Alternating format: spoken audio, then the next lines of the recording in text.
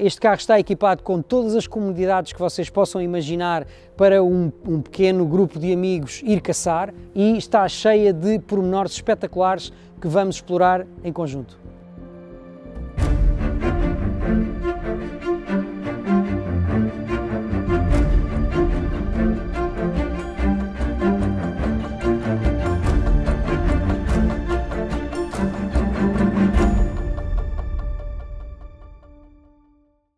Hoje vou mostrar-vos uma coisa completamente diferente. Trata-se de uma carrinha de caça produzida, a carroceria foi toda feita em Portugal, nos anos 30, em 1932, e tem uma particularidade que este carro está associado à história de Manuel Pinto de Azevedo. Bom, o meu bisavô, Manuel, foi um dos grandes, o primeiro fundador, o que fez a grande indústria da têxtil em Portugal. Ele investia tudo.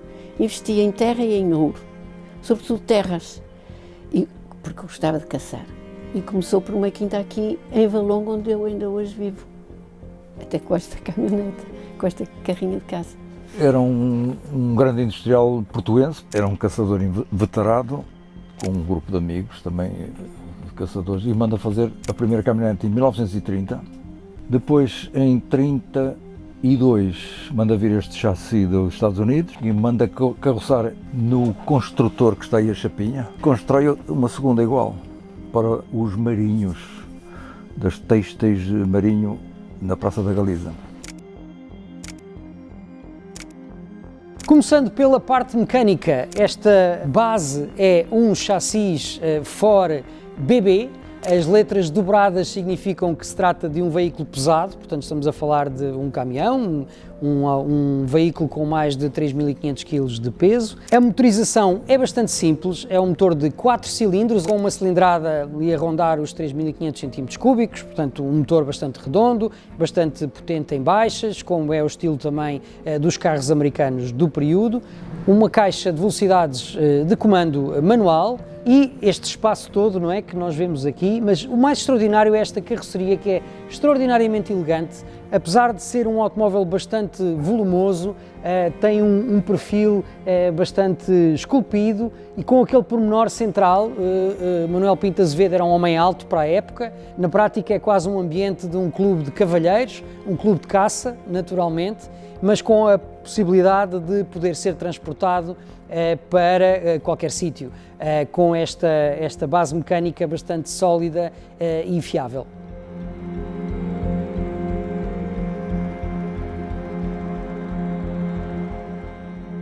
Foi por ali acima até atrás dos montes, Macedo de Cavaleiros, e onde fez uma estalagem chamada Estalagem do Caçador.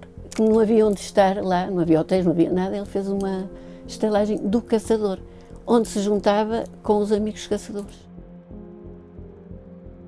Aqui atrás tem esta porta, esta é a zona de serviço, tem aqui deste lado o lavatório, que se pode mexer, portanto isto mexe-se, tudo isto é bastante modulável. Aqui deste lado temos o fogão a gás, temos aqui esta bancada aqui que se transforma em bancada de trabalho para cozinhar também. E aqui embaixo ainda há um grande segredo, que provavelmente era uma das componentes mais importantes destes piqueniques de caça, a garrafeira. Esta é a área social, com a possibilidade de ter aqui 4 beliches, e tem este pavilhão mais elevado, de facto para as pessoas mais altas poderem andar aqui em pé, mais altas, não muito mais altas, o 1,80 m é provavelmente aqui o limite. E tem estas janelas pequeninas aqui que dão um ar muito mais ligeiro e arejado ao interior. Ali mais à frente é o compartimento da condução, tem aqui uma porta que se abre para comunicar com esta secção, no fundo, a secção quase da sala das máquinas.